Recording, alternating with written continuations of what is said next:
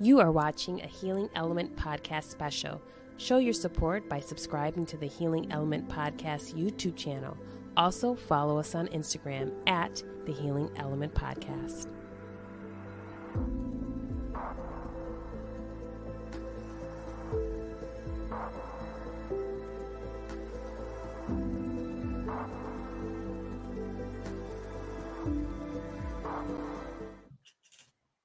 Hello and welcome to the Healing Element Podcast. I am your host, Kai Marie, and welcome back for this special episode. This is part 2 of the interview that I did with my special guest, Thurston Smith. He is back to dive a little bit deeper into our conversation regarding the history of policing in America and its impact on the Black community. Thurston, welcome back to the program. Always an honor to have you. Oh, thank you, Kai. And really, I love that you had that picture posted because it does such a great job illustrating the frustration, the experience of Black people in this country. So thank you for just providing that imagery, because sometimes we can talk about data, we can use words to express what our experience is like, but when you put a picture to it, sometimes that can silence you and just cause you to reflect and really think. Exactly. You're absolutely right. And had I been more savvy, right? Had I been more tech savvy, I would actually have that picture as a backdrop behind me. But you know, I know. StreamYard won't let us be great, Thurston. Exactly. Well, we're gonna work on that. That's something that is a project that we're working on. Absolutely. So good to be back. I'm so grateful that you've invited me back. So thanks. Yes, and you have such experience. And anybody that has watched the first time that you came on the podcast, that's when we were talking about breaking the cycle, the generational cycle of substance use. Yeah. Then we went into the conversation about policing, the history of policing in this country and its impact on the Black community. Today we're doing part 2. So we've had some really heavy topics that you've been able to really break down in digestible bits to help us understand. So for those that may be tuning in for the first time, what I want to say is make sure you go to the links that are in the description box to check out the previous interviews that I've done with Thurston. They are dynamic. This is why he keeps coming back. And I have plans for him to come back again and again and again. So make sure you check out the previous episodes. And I think one thing I will say is how Thurston is able to break down very complex topics. For example, when we were talking about the generational cycle of substance use, that's something, if you are a family dealing with that's something you can sit and watch with your family. You know, these are everything that he goes over. Not only is he providing what the problem is, but also some solutions. So make sure you check that out.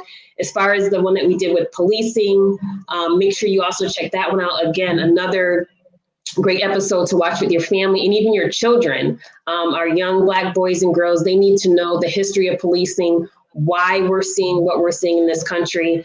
So please make sure you check out those. Again, the link for those can be found in the description box. So Thurston, for those that, this is their first time meeting you, there's so many accolades that you had because you've been doing outstanding work in our community. Can you share a little bit with us about the work that you've done as it relates to criminal justice reform? Well, okay. Well, again, thanks again for having me on the show. In a little while, just a few moments ago when you were talking about my background and expertise, and it's kind of interesting because I actually made a Facebook post today, right? I had an epiphany. And I think I made a comment to this effect, that some people have just enough information to think that they're right, but not enough information to recognize when they're wrong. Wow, I like that. And so it's kind of interesting. I've been doing this work for a while, and generally, folks may give me the label of expert, and so I'm a little bit cautious with that because the more I learn, Kai, the more I realize I don't know. Mm. If that makes sense. It makes sense. You know, it's somewhat, it's paradoxical.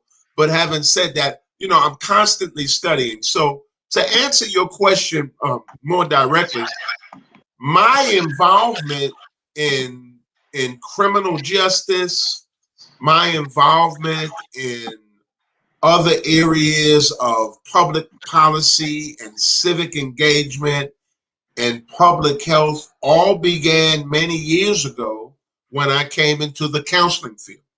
And the reason for that is when I came into the substance abuse and mental health counseling field, back during that period, there was this push for having counselors and other practitioners working in those disciplines. There was a push to have those individuals trained in secondary disciplines. So, but there's a large number, obviously, of individuals that have history, that have criminal histories, prior offenders, current offenders that end up seeking mental health and drug treatment services. Mm-hmm. So there's one example of why it was so very important to learn about that population and all of the nuances that go along with it. Right. But I've served on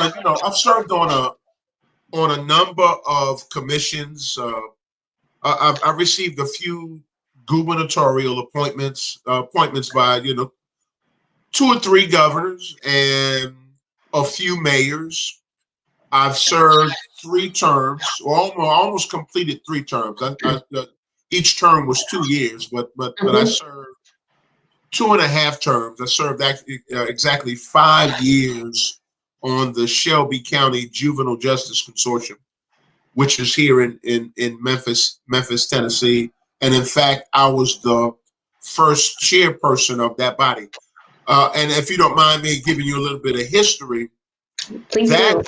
that body was established, if my memory is correct, that body was established on either December 12th or December 17th. Memorandum of agreement was established by the U.S. Justice Department and the Shelby County government in December of 2012, which generally mandated that the county government, the juvenile court system, that entire juvenile justice apparatus, establish a citizens review board. That's the best way of describing it. The formal name of that body is the Shelby County Juvenile Justice Consortium. Well, anyway, I was among the first cohort or the first cadre or group of individuals that were publicly appointed to that body by the Shelby County Mayor and the Shelby County Commission. And interestingly, I was elected as that body's first chairperson. And that board, or if you will, that body, that consortium, was charged with somewhat of a dual role. One of its key roles was to share information with the general public within this community, within the Memphis Shelby County community, regarding the progress of the juvenile court system. And then on the flip side of the coin, our body was charged with providing the juvenile justice system with input regarding the community's concerns.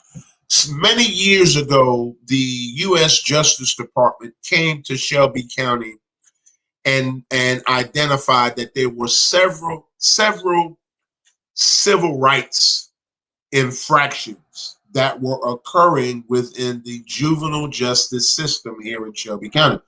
those infractions surrounded disproportionate minority contact, equal protection, due process, and those types of dynamics. And so, subsequent to the identification of those problems within the system here, the U.S. Justice Department established a memorandum of agreement with Shelby County government, and part of that memorandum mandated that the county government here establish a consortium, a citizens body that was in fact independent of the juvenile system to help, at least so we could operate with some transparency. Since the body, well, it was a brand new concept, started, from ground up, it was kind of bumpy because this had never been done before. And so there was some ambivalence within the system about our role, how we were going to do what we did, who did what, when, where, how, and why, so on and so forth. But in any event, I served, essentially 3 terms on that body. I'm currently in my 2nd term on the Tennessee Community Resource Board for the Tennessee Department of Corrections. I was nominated to serve on that body by, actually, he's the current county mayor, but he was actually a Tennessee state senator. That was in fact Lee Harris. And so I'm serving in that role with the Tennessee Department of Corrections. I formerly worked for Court Services and Offender Supervision Agency, which is a federal agency in Washington, D.C. that was created under the, if I remember correctly, under the 1997 District of Columbia Self-Government and Revitalization Act. It's either 1997 or 2001, one or the other, because I'm getting off. I have the dates, but sometimes I misplace the dates with the wrong entity. But what they did during that act, and this kind of really amazes me of what the federal government is actually capable of. So what they did in that act is they merged DC government's probation, parole, pretrial intervention services, and court services into one super federal agency where the director of that agency is actually appointed by the president of the United States. But anyway, I worked for them for a short period. So the name of the agency is Court Services and Offender Supervision Agency for the District of Columbia. It's a federal agency that exclusively serves offenders that are residents within the District of Columbia. So I did some work for them. I've also served as a consultant for the U.S. Attorney's Office briefly. I did some training for the FBI and DEA and other local law enforcement. And what's the other thing that I wanted to share? And I've also served as a consultant for the Federal Bureau of Prisons, done several trainings for correction officers and inmates at Indian Creek Correctional Institution in Virginia, State Correctional Institution, Waynesburg, which I think is right on the borderline of Pennsylvania and West Virginia. And I've done several trainings at the Federal Bureau of Prisons, Federal Correctional Institutions, Estill and Edgefield, both of which are in South Carolina. And I've done some consulting and training for the U.S. District Court here in the state of Tennessee, as well as in Alabama.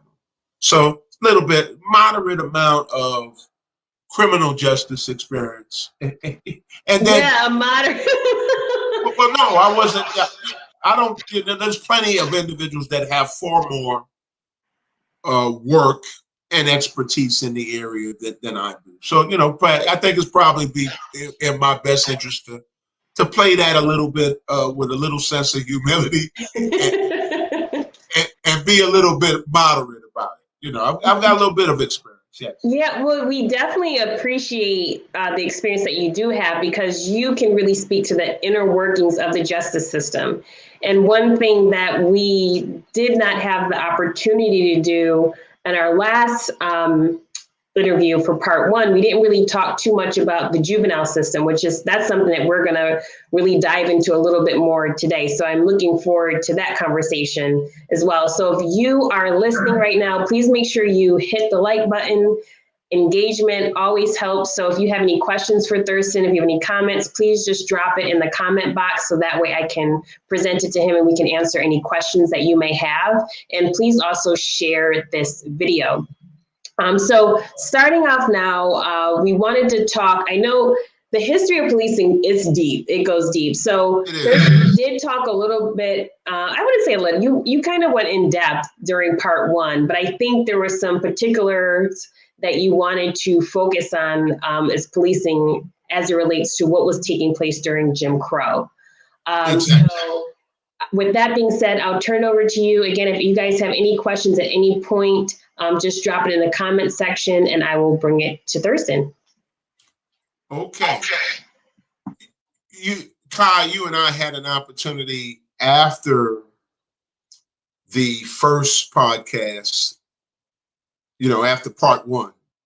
And you know how we ended up kind of, and I'm probably my biggest critique, but I didn't think in reflecting, I didn't think that I really covered all of the key items regarding the history of policing in America, particularly as it relates to uh, um, Reconstruction and prior to Reconstruction. And so there were approximately, following the Emancipation Proclamation, there were approximately 4 million slaves, approximately 4 million slaves that were given their freedom.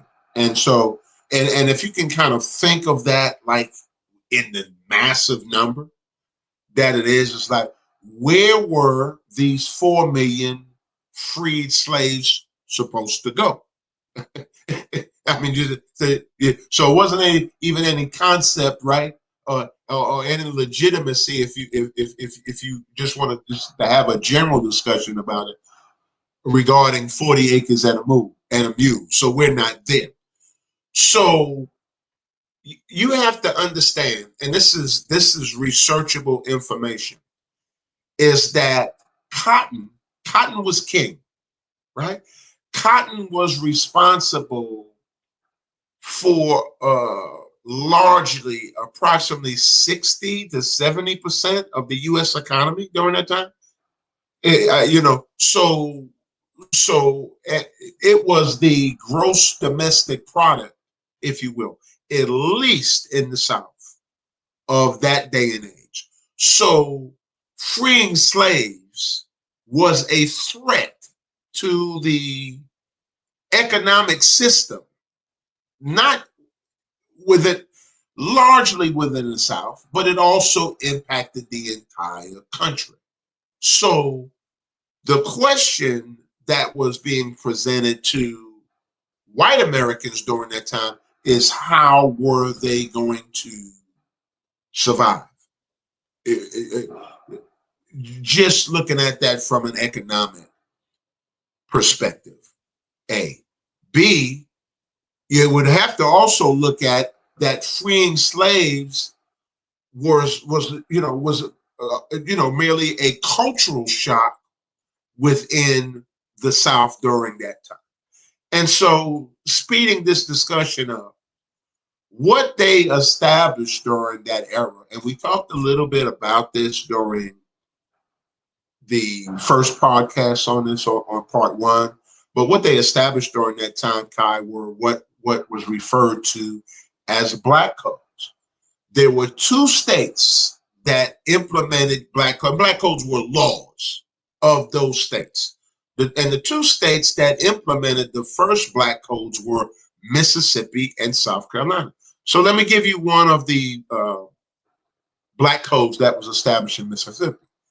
Mississippi's law during that time required Black people to have written evidence of employment, not just current, but for the coming year. Now, do you understand what I'm trying to tell you? Black people, freed slaves during that time, not only had to produce evidence, right, of employment, but they also had to demonstrate that they were going to be employed in the future. If they did not, and if they were not able to do that, they were either forced into contract labor. If they refused that, they were jailed. And the other thing is, if they left, if they did enter into a contract in that state, and virtually all of those contract services were all surrounding agriculture. So they were still in the cotton field. So that's understanding, right? So if they left before the coming year, then they were forced to forfeit wages regarding that. And if they didn't submit the wages, they were arrested. And when they were arrested, they were put in prisons. And during that era, and to some extent still exists now during that era, the prison industrialized complex was in prison labor was by and large agriculture. So they kept us on the field, right? They kept us on the field one way or the other. In South Carolina, the state of South Carolina enacted a law that prohibited Black people from holding any occupation other than that of a farmer or a servant. If not, they were forced to pay an annual tax between $10 to $100 back back in that era. Right. And Thurston, I just wanted to say really quick, I think what you're illustrating right now shows how the system evolves. Correct.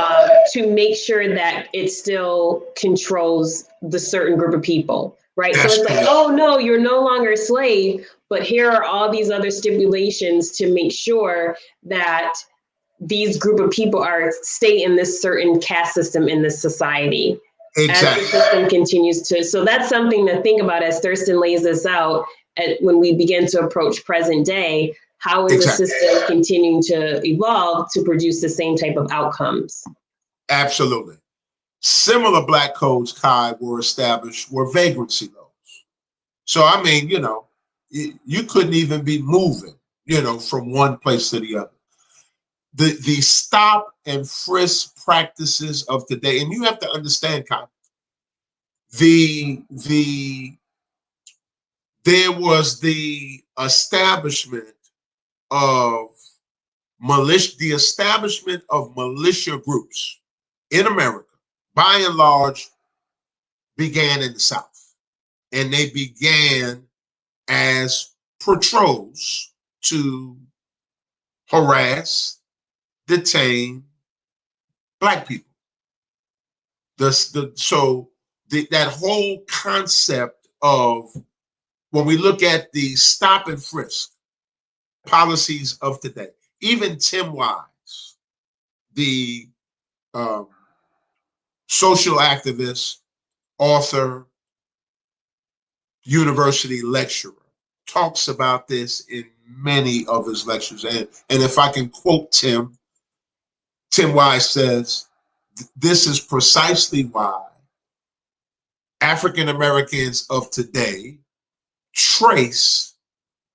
historically trace the modern police practices to the slave patrols of yesterday.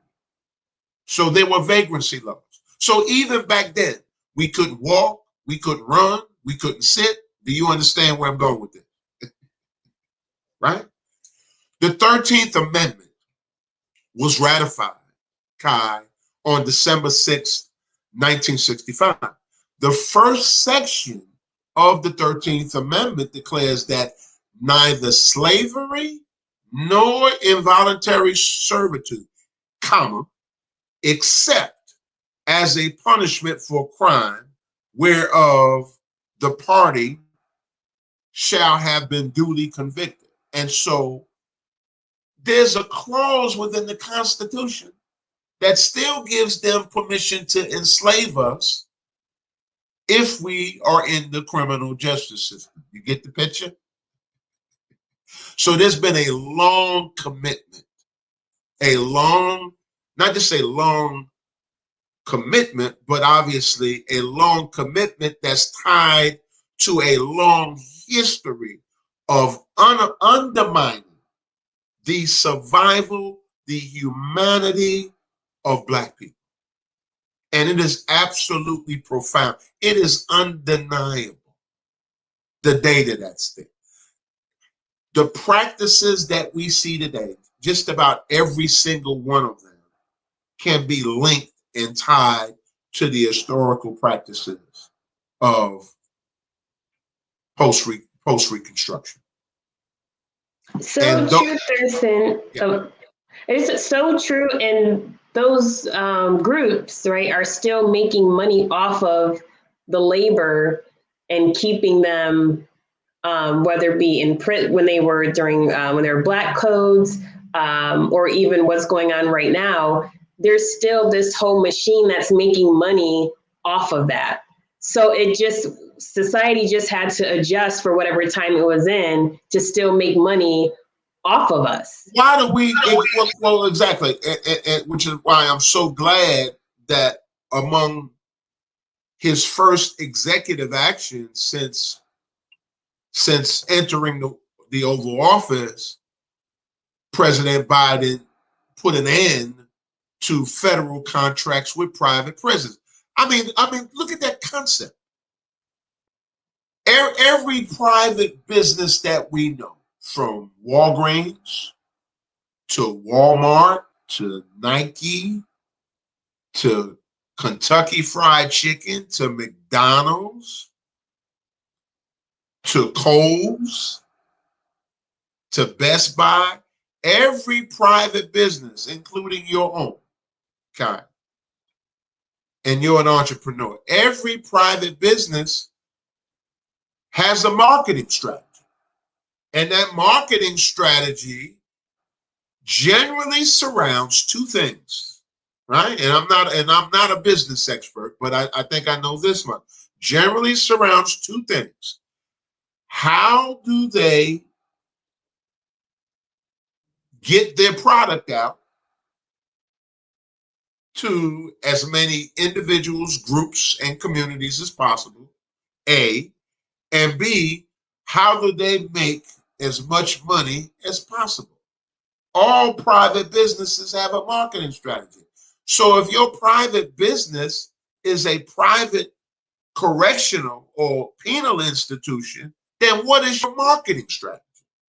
And you don't have to be a rocket scientist to figure this out. So if I was the director or president or CEO of a private prison industry, then my number one goal is to keep my prisons full. And how do you do that? Let me tell you a few ways of how you do that. Number one, you give money to politicians to vote for legislation that support private penal institutions. That's number one. Number two, you develop relationships within the government, and that's either federal, state, and in some instances county, right?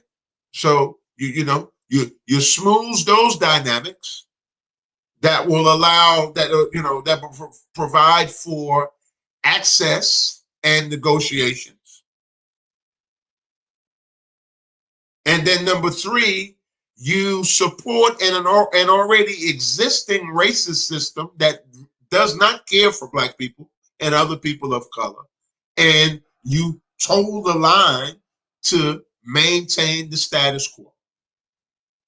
we need not have any public-private partnerships between any governmental entity and the private prison industry, either for adults or juveniles. And you've got juvenile detention centers that are under public-private partnerships as well, not just adult penal institutions. And Thurston, you've done a lot of work, especially in the juvenile system. Can you explain to to viewers right now a little bit background about this juvenile system, and the work that you've done? Like, what did you see that you said, oh, we got to come in here and make some changes? Okay, so let me give you three things that I have experience in as it relates to the juvenile justice system. So one, I've got some policy experience as it relates to juvenile. Not a lot, but some, right? I've also got I'm also a youth mentor. So it's kind of interesting that I've done policy work on one hand, but then I've also taken time to go into the juvenile system to mentor some of the youth there, talk with them, give lectures, that kind of thing. And thirdly, as a child and youth services program evaluator, I evaluate youth juvenile justice programs around the country. So that's kind of the framework of my knowledge and expertise as it relates to juvenile justice. And so I've visited a few juvenile justice programs around the country. And so some of them were in group home format, and many of them are miniature prisons. And you have to understand, even my home state of New York City, juveniles, C-76, if I'm correct, in Rikers Island, and I think the name of that center is called Juveniles at War. Matter of fact, when you get off, when we're done with this podcast, Google Rikers Island. Just Google Rikers Island Juveniles at War. That's either C-76 or C-74. And so Rikers Island was filled with juveniles, under the age of 18, and rough up in there, rough up, just the culture and environment of that. So this is my greatest concern as a counselor and as a minister. This is my greatest concern. Number one, children, believe it or not, don't know what they're doing. They don't really have, at age 13, 14, 15, 16, even 17 and 18, even 17 and 18, do not have or not mature enough to understand the consequences of their behavior. That's number one. And we've had, and it's not until recently or recent years that they changed the law in New York for juveniles to be sent to adult prisons. It was 16. They moved it to 18. And I think there's maybe one state or one or two states left in the country that's below 18. And several of them, and I think Tennessee is one of those, that have provisions that allow them to put juveniles in adult prisons depending upon their crime. And so very, very complex. But one of the things that disturbed me working here locally in the system, particularly when I used to go visit the juveniles, is seeing them in these orange jumpsuits. I mean, can you just imagine looking at a 14, 15, 16-year-old kid in a bright orange jumpsuit with prison slippers on, that kind of thing. But meanwhile, the system, is generally presenting to the public that that they're doing everything that they can to help them. B, that they are implementing therapeutics. And Kai, you know what that word means. Both you and I know what that word means. They're implementing therapeutics. Anytime you hear the word therapy is synonymous with the word healing. So there's the impression, right, that what we're doing with those youth in that system is for their good and aimed toward the healing. You can't do that with them in orange jumpsuits. Why do you need to have them in orange jumpsuits? Most penal institutions will tell you we have them in those suits so we can identify them. But let me tell you what a colleague of mine told me a couple of weeks ago. You don't need them in orange jumpsuits. Everybody without a badge is a resident. It's just that simple. Everybody that doesn't have a badge is a resident. And here's the other thing. If you have to identify them with clothing, then allow them to, wear jeans. And some institutions do that, and that kind of thing. But this whole, so even as early as I can remember, my first visit to to the first juvenile detention center that I've been to, the very first thing that crossed my mind, the very first thing, is that they are preparing them for adult prison.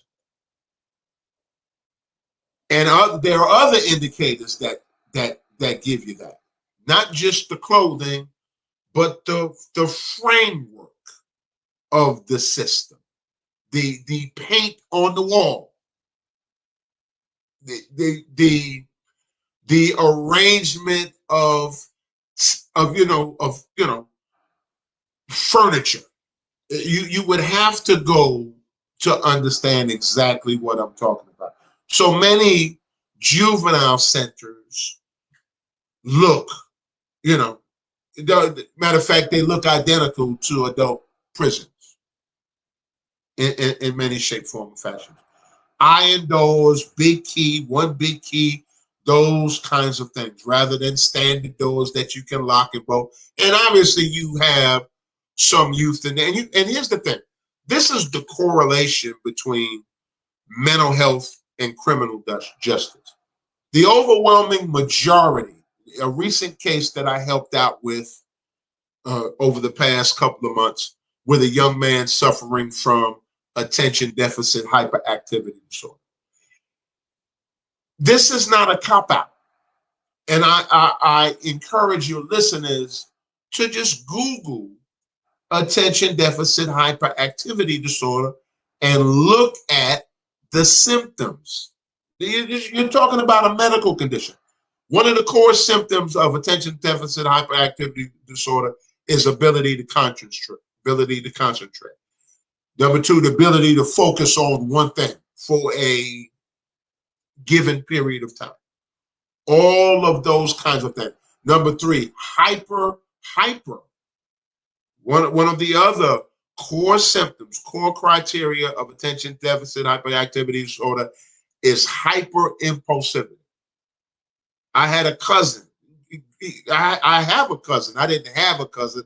He's an adult now, but I have a cousin that suffers from attention deficit hyperactivity disorder. He used to get in trouble all the time, just could not keep still. And they put him on Ritalin. And the ironic thing is Ritalin is a stimulant. And so you got to understand the real dynamics of that. Why would you give a stimulant to somebody that's already overstimulated? But that's another conversation. But do you see what I'm saying? So we have those dynamics. And what makes it bad is many of these youth come from single parent homes, if that, or they're living with their grandmother. Lots of dysfunction. They're attending a school that really serves as a school to prison pipeline, right? The data has it that African American children don't act out any more in classroom than white kids, but they handle our children differently. And the punishment for our children, even in the school system, is far more severe than any other group and far more severe than warranted. You know, long-term expulsions, those kinds of things. Everything that continues to put individuals further back and further undermines those individuals' quality of life and ability to grow. So think about that. If you're already in a dysfunctional system, single parent home, if that, troubled neighborhood, impoverished neighborhood, uh, low income in the home.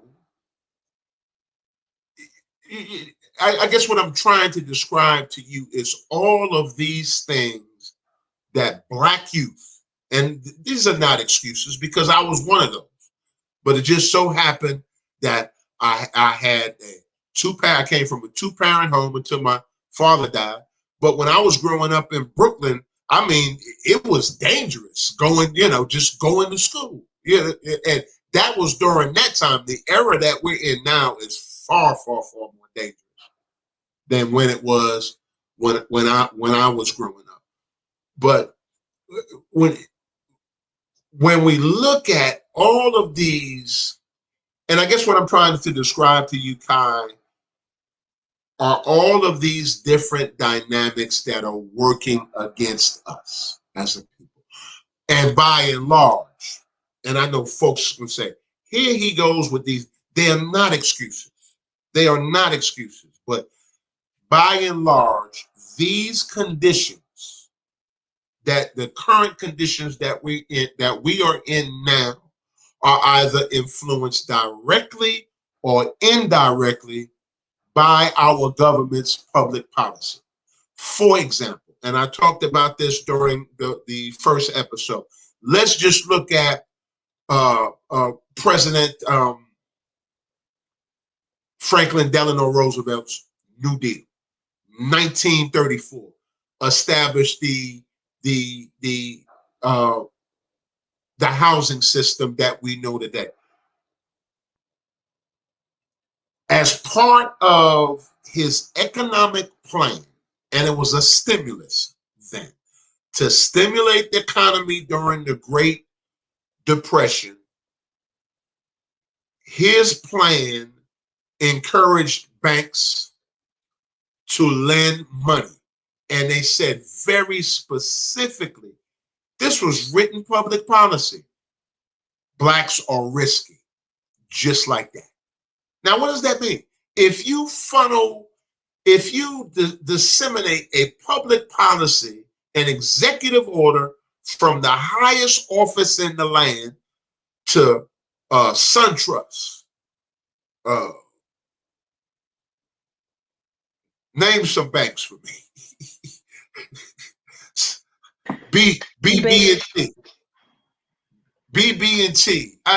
That Chase Bank, yeah. Chase Bank, Wells Fargo. So imagine you getting, no different than the payroll protection executive actions that took place during the prior administration in light of COVID-19 that has been disseminated throughout the country, the private sector. So imagine back then, you being the president of a bank and you getting the executive order from the president of the United States, encouraging you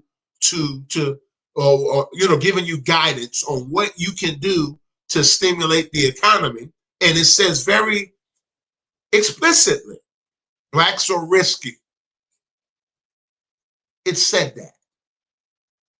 So what does that mean? That means you don't lend blacks, you don't lend money to black. Let me tell you what else his policies did. His policies, that was the beginning of eminent domain. This is when they began gentrification. This is when they began establishing highways through black neighborhoods. They did that in major cities throughout the country. LA is one of them, which by and large, they did that in Chicago. By and large, is responsible for the deterioration of those neighborhoods, and the creation of gangs came out of that. And Thurston, one other point to add, even when you look at the GI Bill, that's when you had a lot of white families beginning to build their wealth, and many Black families could not take advantage of that. So at every point when it could have been a great opportunity for the Black community to begin to be able to build family and community, their legs were cut out right beneath them. Exactly. In order to build wealth, you need to possess three things. You either need to own stock, you either need to own a business, or you need to own property. Economic Development 101 tells us that home ownership is a principle and foundational wealth building entity. Home ownership, owning property. And that's precisely why Black people have not been able to pass wealth on generationally. All of those things are undermined. And this is what disturbs me so much. For those people that are non-Black, right? Who they don't say this, but the inference is there, is that Black people are shifty, Black people are lazy, all of these lies. And then the ironic thing is, we were born here to build this country, to make things easier for white people through our work, but we're lazy, right? So all of those myths about Black people, but no reference to the policies that have been established in this country. So I want you to understand this. My father was denied entrance my father was a New York City law enforcement officer. My father was denied entrance into the FBI by J. Edgar Hoover because he was Black. During that era, J. Edgar Hoover, if he let Black people in the FBI, and there's a couple, they were light-skinned Blacks, lighter than you, Kai, and they had another quality as well. I won't get into that, what that was. Okay? Those are the people that he was letting into the FBI. So I want you to understand this. Had my father been allowed into the FBI, into the Justice Department in the 1950s or 60s or whatever it was, I may be in a totally different place today. This is my point. This is what I want Americans, everyone, Black, white, Puerto Rican, everybody in between, to understand. It's not Black folks sitting around complaining. There have been legitimate historical policy, and this is the policies that have been implemented. That doesn't even account for the other things that have been done to Black people to undermine their progress. But these things, they have a domino effect. So for example, even though Franklin Delano Roosevelt's policies were implemented in the 1930s, the remnants of that are still present today. And if we look at it numerically, how many generations is that? From me back then, that accounts for 3 generations. So 3 generations have lacked the opportunity to build wealth because of one set of policies. Let me also say that it was those policies that also established redlining. They drew a map. They literally drew a map, and I encourage your participants to look this up. They literally drew a map. They did the schematics of it. I mean, they broke it down methodically and highlighted all of the Black neighborhoods and specifically said, you will not do anything here, unless you move them out, purchase their property, And so that was the legitimate, the first signs, the first practices of what we call today gentrification. That's when that began, during that administration, during Franklin Delano Roosevelt's New Deal, that served white America and not just served white America and didn't help Black America, it served white America and undermined Black America. So let's be clear about that. And so it increased poverty, it hindered economic opportunity. By and large, this is where your ghettos in Black communities come from.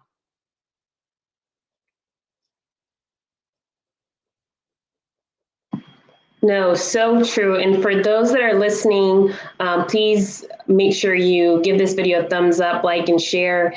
And I like what you said about that, Thurston, because it puts everything into context, what we're seeing, because a lot of this history that you laid out, we don't know.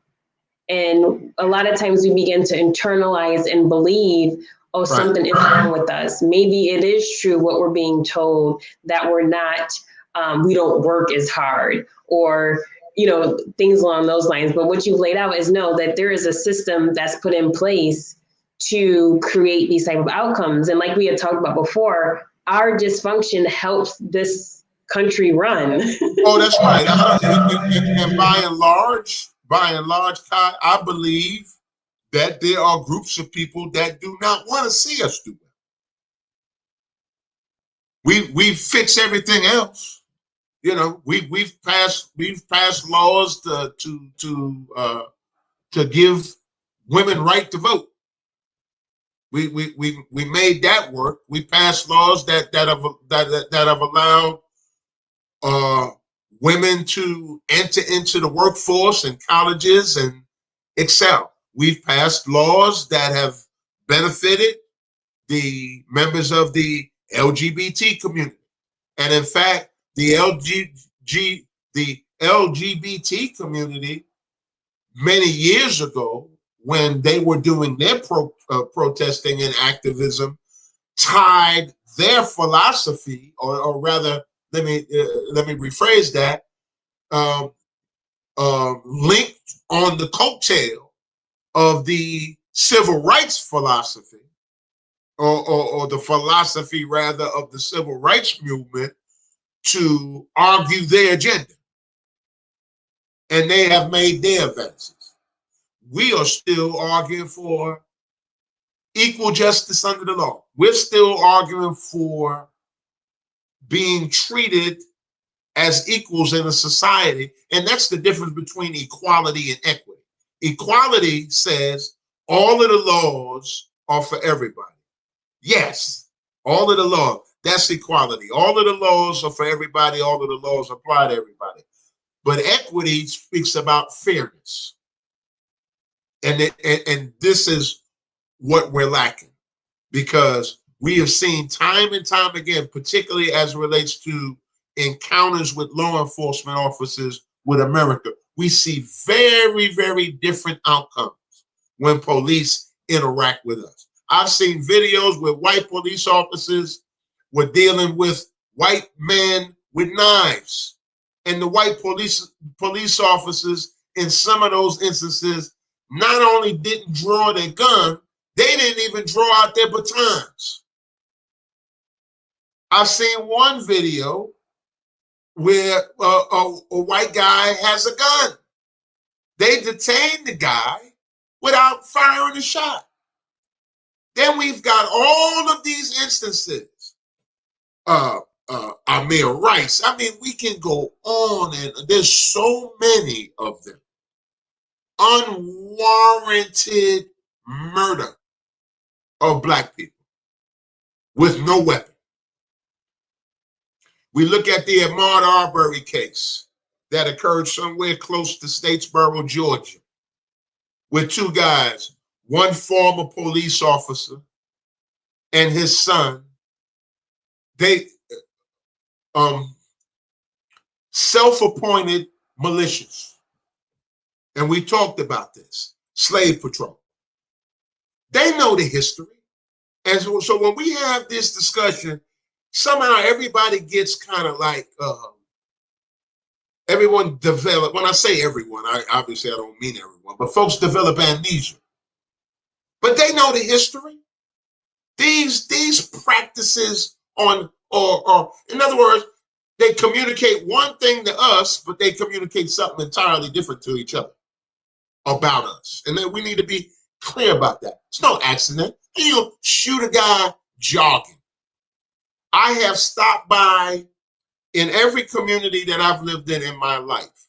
I have stopped by houses that were underdeveloped and stepped on the inside and looked at that. And people do that all the time. But when a black person does it, he's up to no good. See, these are the messages, right?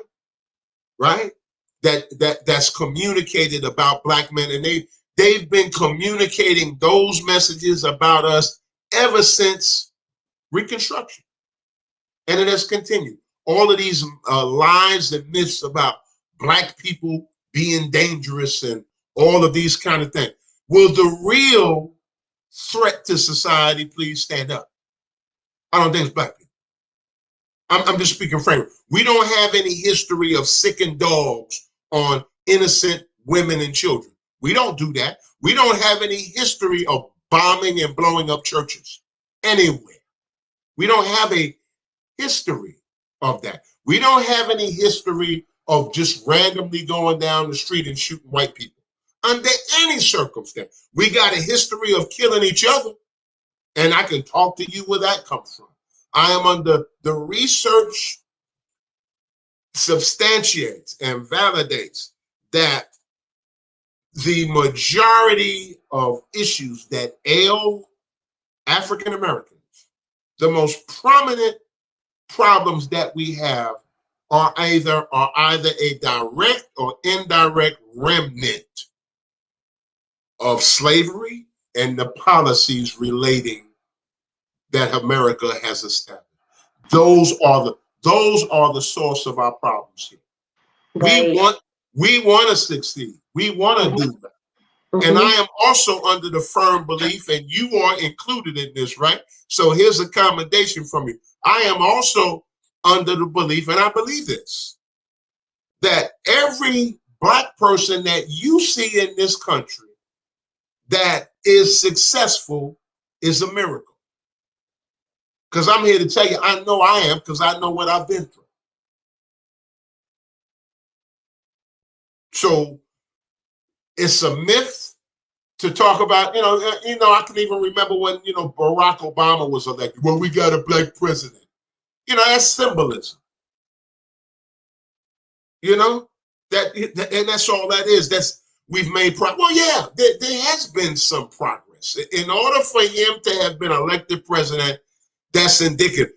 But what we need to understand is that we still have an apparatus that continues to perpetuate practices. And this is so even if we passed a law tomorrow that said everybody needs to be nice to everybody, tomorrow everybody's still not going to be nice to everybody. So the reason why I'm referencing that, is let's understand, even when we do pass meaningful legislation, and even when positive, uplifting laws are enacted, it still takes quite some time for that culture to acclimate and become accustomed to that new law.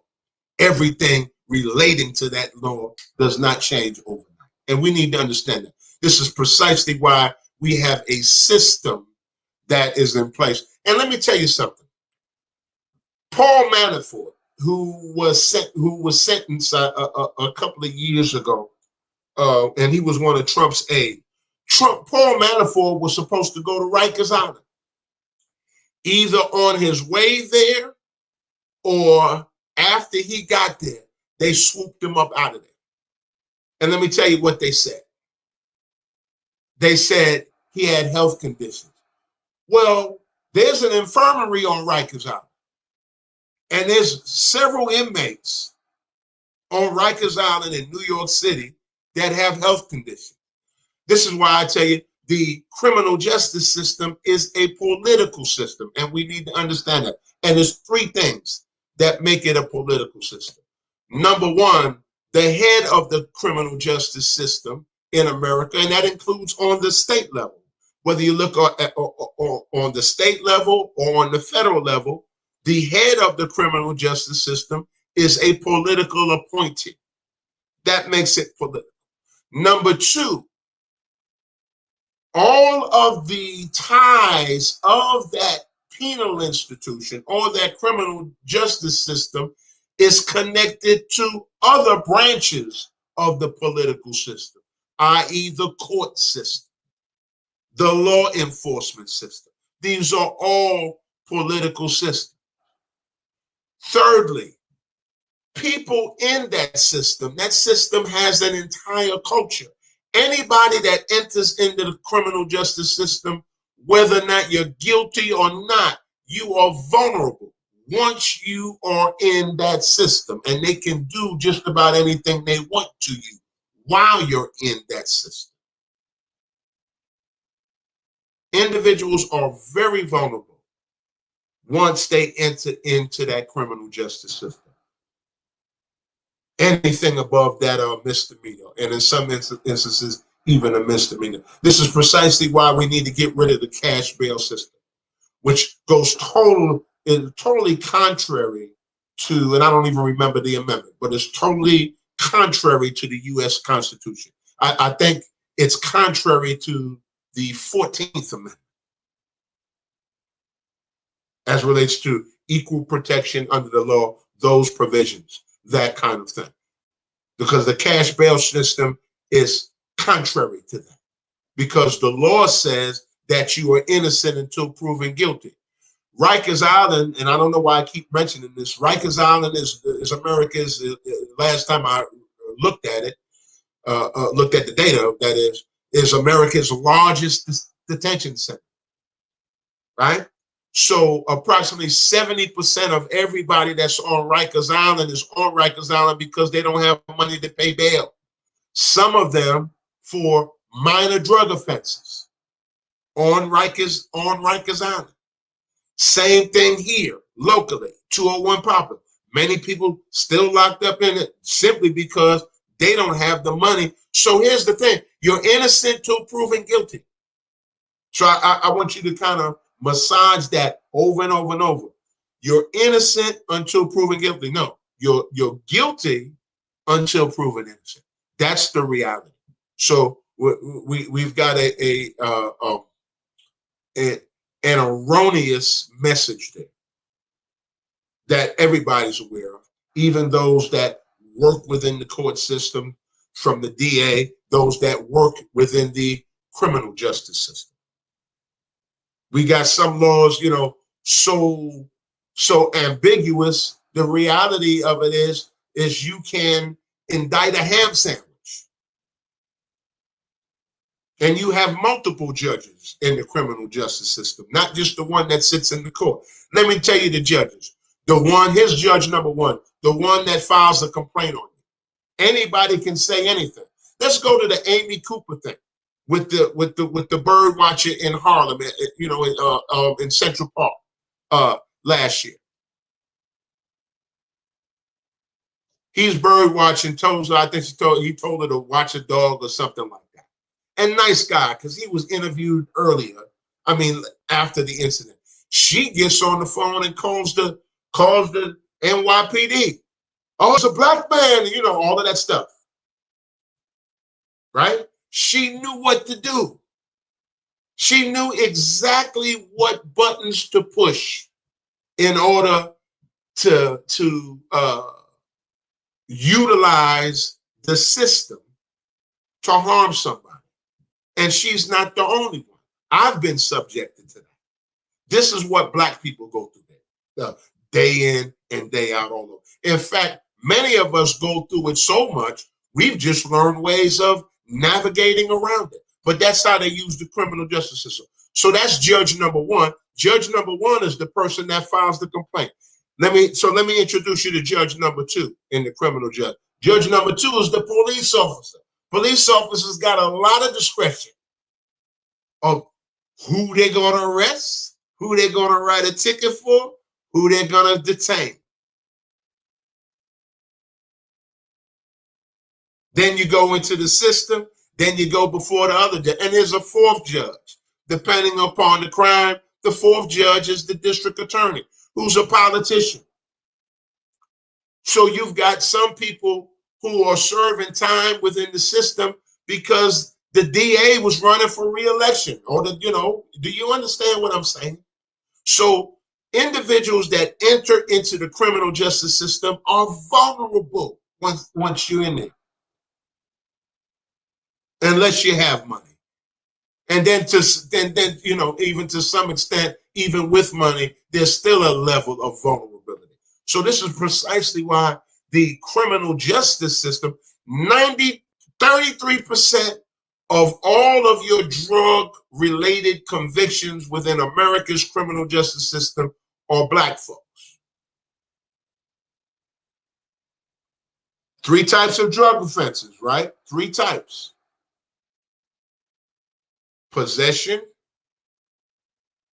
use, and sale. Possession, use, and sale. And the overwhelming of individuals that are serving time, both on the state and federal level, are serving time for nonviolent drug offenses. That's the political framework of the criminal justice system. And Thurston, there's one thing that you have that you mentioned a few times is about our humanity, our being Black people, and our humanity being recognized. And we talked about our young people that are in the juvenile system. Right. And how they're going there and now they're getting therapeutics, and many of them coming from environments that are dysfunctional, lots of trauma taking place. And so, when you don't have stability, who knows where your life can end up. Right. And so in order for this system that we have to work, as you said before, it operates in our dysfunction. It operates by not seeing our humanity.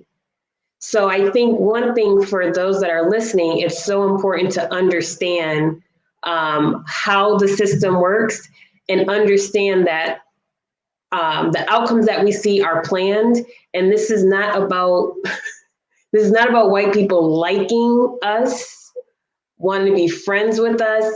This is about a system of control and dominating another group. Right. So if you're going to dominate another group, you can't see their humanity. Exactly. And and I'm so glad that you introduced those principles of psychology into the discussion. So think about it. And what I'm really going to do, Kai, is paraphrase what you said. In order for me to harm you, somehow up here, I really have to devalue you as a human being. Do you see that? So that's where this messaging comes in, that they put out into the airways and on TV about Black males. And you have to understand, this didn't start yesterday. This has been perpetuated in our country repetitively for many, many years. So much to the extent that Black people believe that about other Black people. How about that? Do you understand that? And that's all psychology. That's why we have to understand that this is precisely what we've seen over the past few years. So many unarmed Black people killed. And in looking at it, there is no, you have to understand that it's deliberate. It's no accident. They don't need any training. Just like Schilling in several years ago, that shot the guy in the back multiple times. Didn't know he was being video recorded. Caught him on video kicking a weapon over close to the guy's body. Shot him in the back. There's no training that can fix that. Let me explain to you about the law enforcement training piece. The law enforcement training piece is no different in theory of how you would address any other issue with any other common employee. Supervisors monitor two things with employees. You know what those two things are? They monitor employees' performance and they monitor employees' conduct. Let me explain to you the definition of the two and their contrasts and how they differ. Performance is about what an employee can't do or is incapable of doing. You address employee performance issues through mentoring, coaching, training. Let me say that again. Training. You address performance problems, performance issues through coaching, mentoring, training, and supervision. Conduct, right? We talk about conduct. Follow me now. Conduct, on the other hand, is about what an employee won't do or refuses to do. And conduct is almost always surrounding organizational policy, meaning what you're supposed to do and what you're not supposed to do. Do you know how conduct problems are addressed?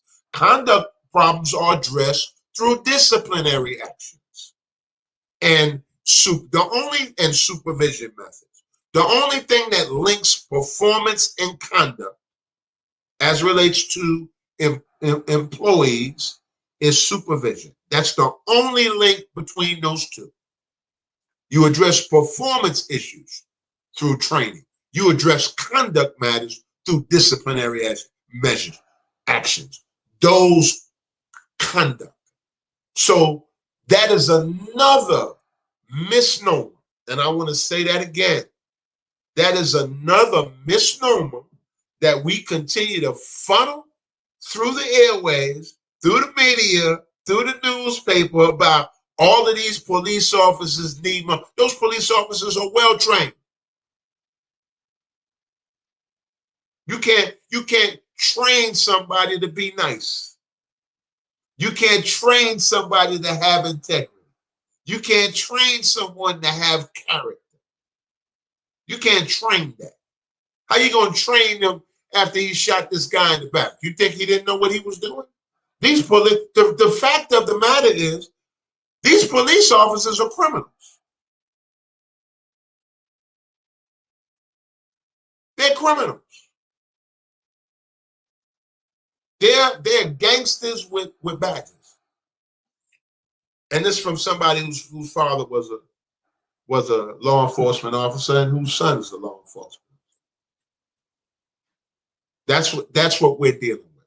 So that's my response to the police officers need more training. Here's something else. Stop putting police officers to police communities that they have no relationship with. And it's not, and we don't even necessarily even have to label that a black or white issue. But the reality is you don't need to put white police officers in a community that they have no relationship with. Everywhere I've lived in my life in America, police officers, and they're largely white, have relationships with the people in the community that they patrol, except in black communities. Rarely have I seen that in any black community that I've lived. And I've frequent and spent time in both black and white communities throughout America, with friends and family and that kind of thing. So you have a different set of dynamics. This is the other thing. This is not, and so for members of your white audience that are listening, this is not, me beating up on white people. This is telling you the complexity of what we live in here in America. And we have very different sets of we're one culture, but we're multiple cultures within America, and you have one culture within America that is treated very differently from another culture, and that's fact. There's no ifs, ands, or but about that, and we need to accept that and understand that in order for us to move beyond that, rectify that, and mitigate those problems relating to So true. And I think, Thurston, we saw evidence of that. I think, what was it, the Mohammed Noor case in Minnesota? Right. When the officer, he had shot and killed, I think the white Australian woman. He said he feared for his life. I believe he had said that she had charged him, shot her. He's in prison. Right. You know, there was no putting him on, on leave or desk assignment. He is in prison. Right. And we didn't hear anything from Blue Lives Matter. Right. How could this happen? Doing this to him, that's going to hinder our ability to do our job. We heard none of that. Right. So that's a clear example to what you just stated, that you have groups of people living here having totally different experiences and the laws being applied differently based on race. That's correct. And you know, the reality of it, every incident that we've seen a black guy, a black man killed in this country over the past couple of years, just about every individual that I've spoken with that's non-black have come up with some excuse that's absolutely profound. Have coming up with some excuse or why the shooting of that person was warranted.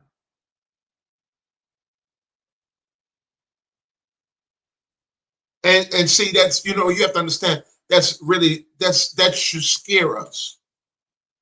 And let me tell you why that should scare us.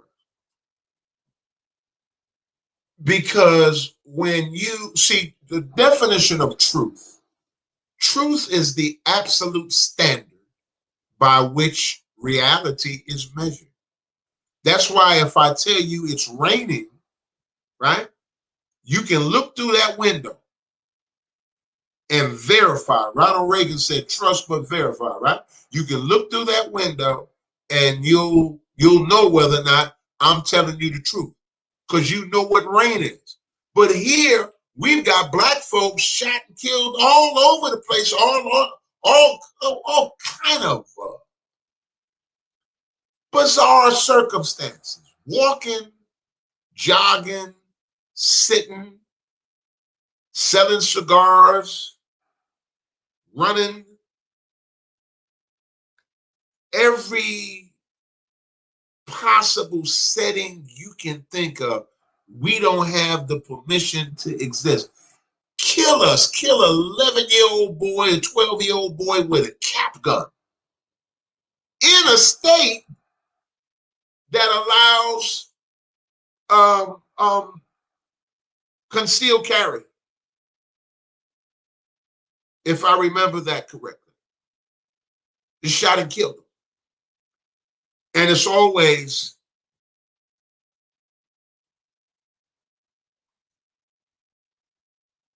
we thought. I've heard white police officers say they shot an unarmed black guy because the police officer was scared. The police officers got the gun, not the guy. He kills the guy who's unarmed, but the police officer said he was scared. But black people are not entitled to be scared.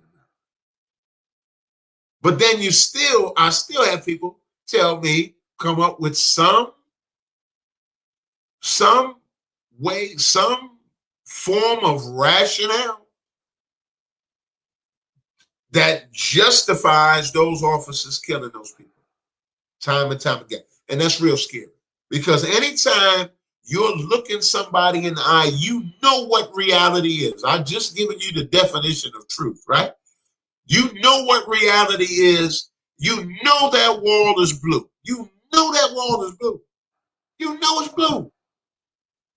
You got your glasses on, everything. And then somebody standing right next to you, for all intents and purposes, you know is somebody of fair intelligence. They tell you, no, that wall is pink. That's profound. And not only do they tell you the wall is pink, they are like almost willing to risk their lives for that. Now, what does that tell you? Something is wrong with the psychology of America. America is a sick society. People are sick, and lots of folks are in deep, deep denial. There's a fancy term that we use now to describe that. It's called cognitive dissonance. And it is absolutely profound. See, it's one thing being crazy. There's an entirely different thing being crazy and then acting upon it. And we've been seeing a lot of that in America. Agreed, Thurston. As we can continue to have this conversation. But as we start to wind down our conversation tonight, I wanted to also bring this up. So we're starting to speak more about the historical trauma that African Americans have experienced in this country. Right. And I'm really appreciative of Dr. Joy DeGrew's work. Her work was really the inspiration to me starting this podcast. Yeah. So I'm really thankful for the work that she's done. Yeah. But I also wanted to bring up, when we talk about policing in this country and we see Black bodies getting shot, and it's trending on Facebook, it's on Instagram, people are sharing it, what that's saying to the Black community. We've talked a little bit about that, but I also want to talk about when we think about slavery and the brutality of that, and the brutality of lynching and the torture that was used during slavery, post-slavery.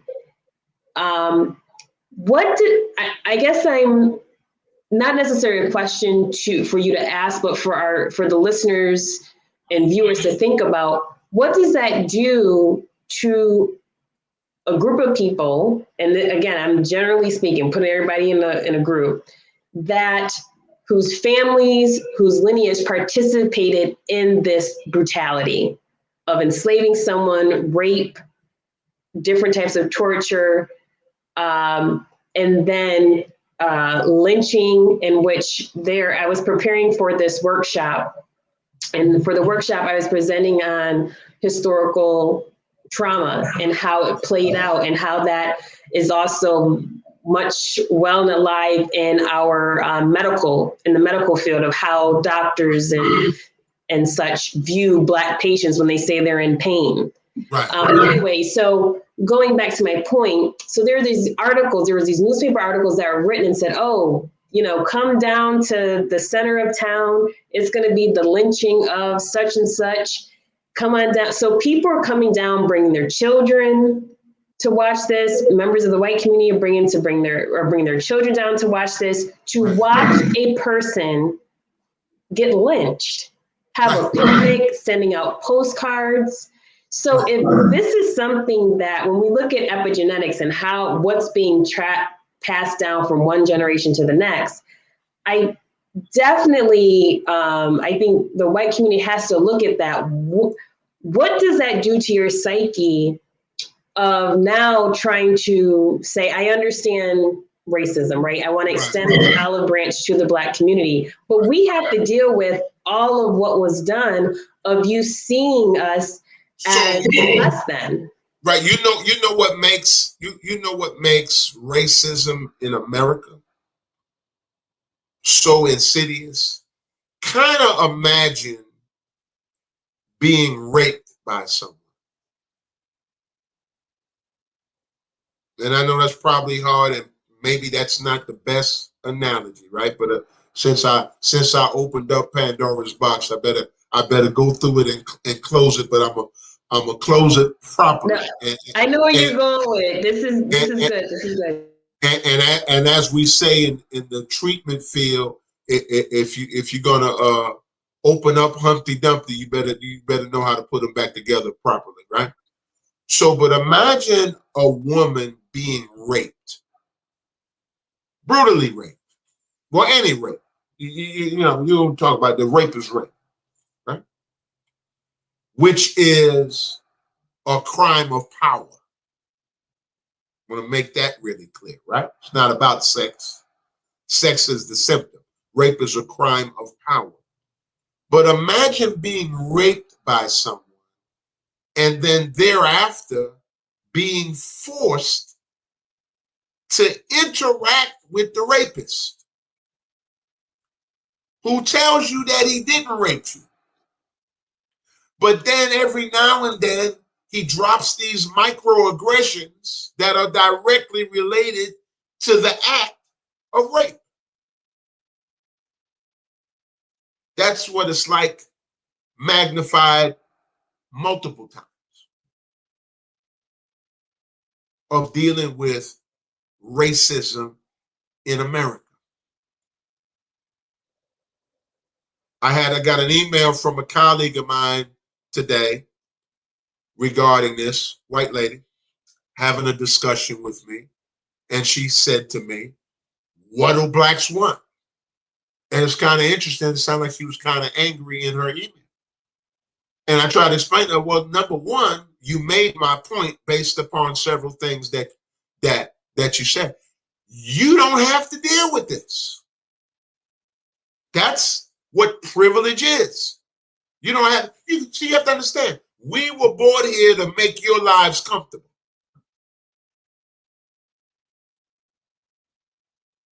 We were forced to learn your culture.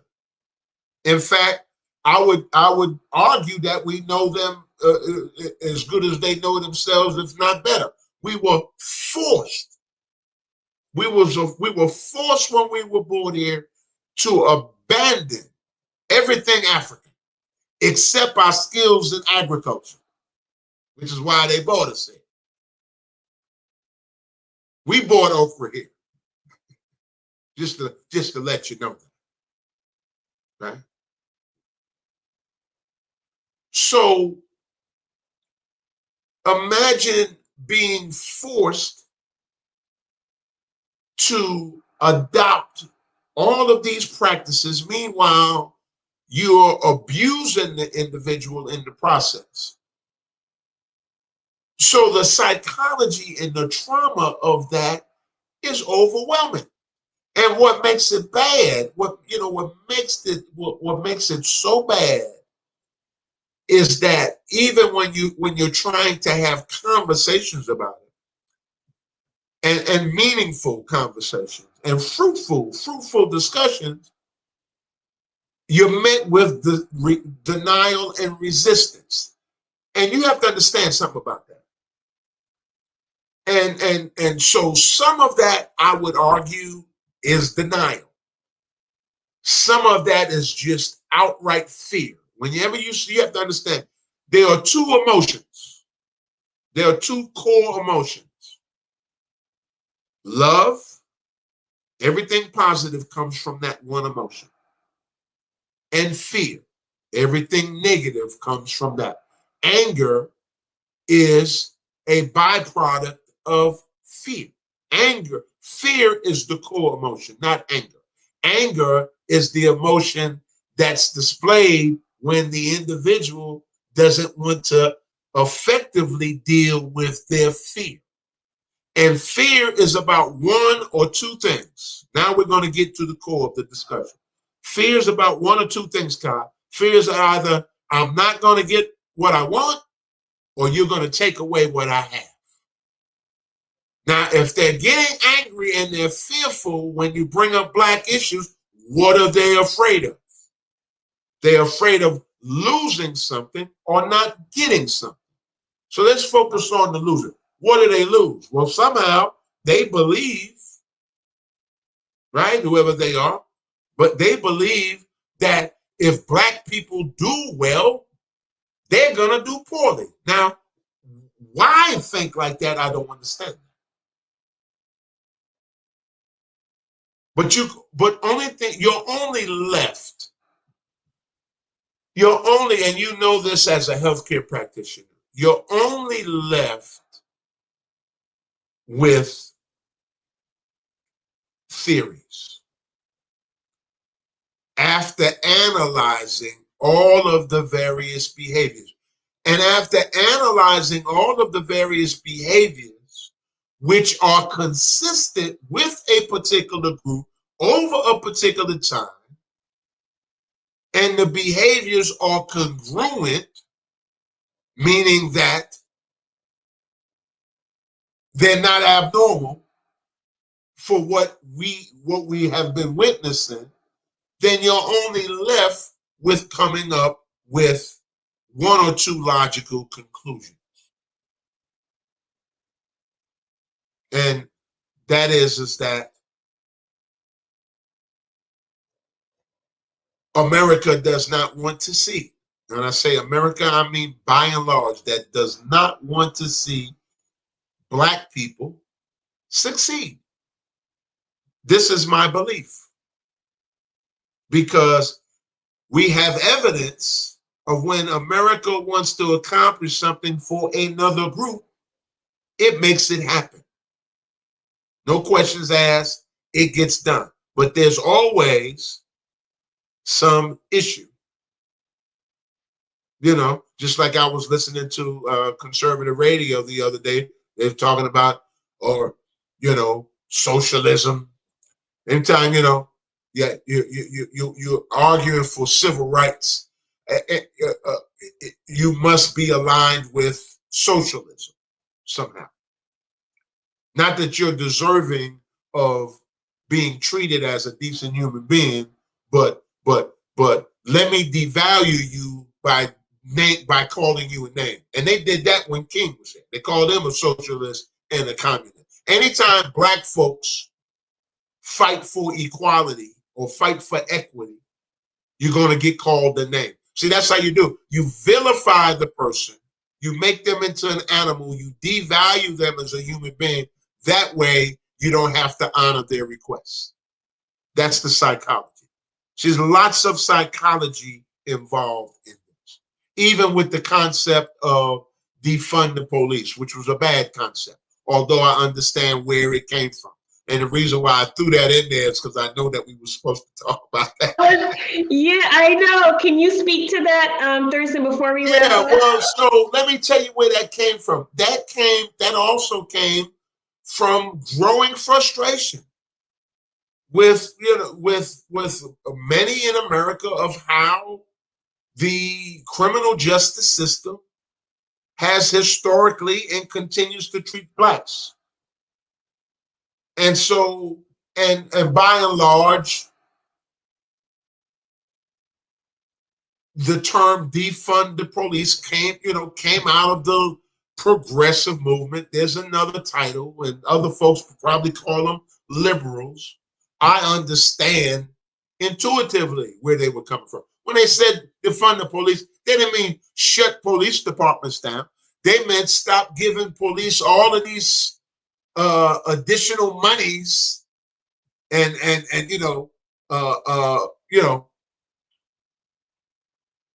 So let me explain this to you as somebody that served in the armed forces, and not to go on a tangent.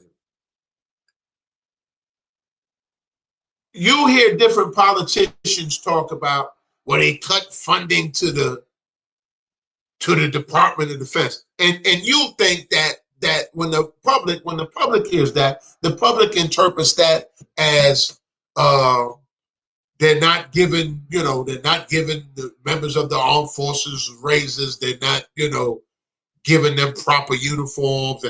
It's not that. When you hear that term, what they're really talking about is they cut funding to defense contractors.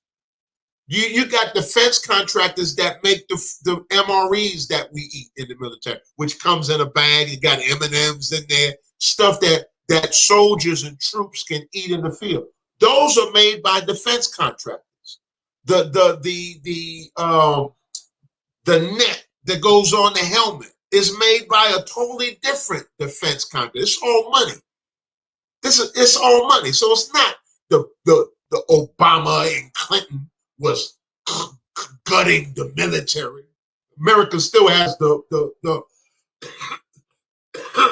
best, the biggest, and the brightest military force in the world, bar none. Bar none. But this is the propaganda they use. So I'm using that as an example to say when that term defund the police came out, it was simply a way of saying stop giving police departments and police divisions all of these special pots of money for their special perks. Not that those perks weren't necessary, but what the progressives were saying, use the purse string to get their attention. But it was a bad term because of how, number one, how it sounded, and number one, and number two, how the people on the other side, right, were able to twist that to mean something, to take it, to blow it way out of proportion. But the term, generally, to sum it up, the term defund the police was a term used to let's hit them in the purse string, but not that the intent was not to shut down law enforcement, but it was just a bad term. I'm glad that you explained that, because I know when that was first being said, it was just a lot of confusion because right. There were really also no set talking points that people right. were using to explain what it meant. Right. So that's very helpful. So everyone that has been watching this episode, please like this video. Please subscribe to the Healing Element podcast. YouTube channel. On this podcast, we talk a lot about the experiences of African Americans as it relates to trauma and historical trauma, because a lot of what we've gone through hasn't really been expressed. People are doing the work within community, but we really want to continue platforms such as this to get the word out so that we as a community also know where we can go for help. Thurston does a lot of speaking engagements talking about substance use, mental health in the Black community specifically. So, everyone who I bring on a platform is meant to provide us with information, but also how we can begin to heal ourselves, our families, and then communities. So thank you everyone for your support. And like I said, please give this video a thumbs up and subscribe and also share. Thurston, as we wind down, I think this is my third time saying wind down the conversation, because this is such a important topic that we had tonight. And with everything that we talked about with Jim Crow and the juvenile justice system, defund the police and policing in this country, it all relates back to, we have to look back at the history of everything to understand where we are right now. So thankful that you were able to break all of that down. And I just wanted to say really quick to listeners, and then Thurston, please, I want to hear your final thoughts.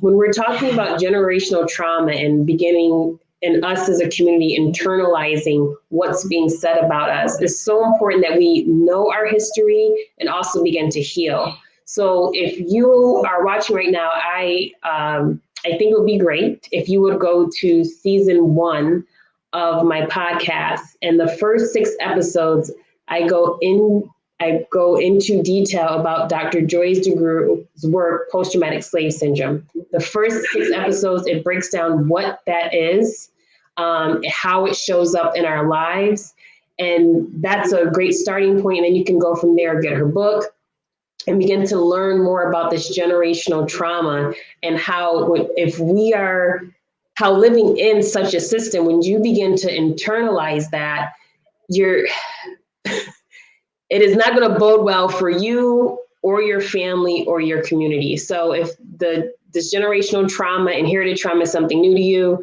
going to season 1 of my podcast, the first 6 episodes, I lay out exactly what post-traumatic slave syndrome is, how it shows up in our lives. And once we begin to understand that, we can begin the healing process. So I just wanted to quickly mention that. Thurston, are there any final words that you would like to leave with our audience? Thanks so much for coming back to the podcast. You are always welcome here. This is your home. But any final words that you have? Yeah, well, since you, and thanks again for having me, guys, since you referenced intergenerational trauma, it kind of hit me. The reason why America is so sick is because it will not, it has refused to come to terms with and resolve its history of racism.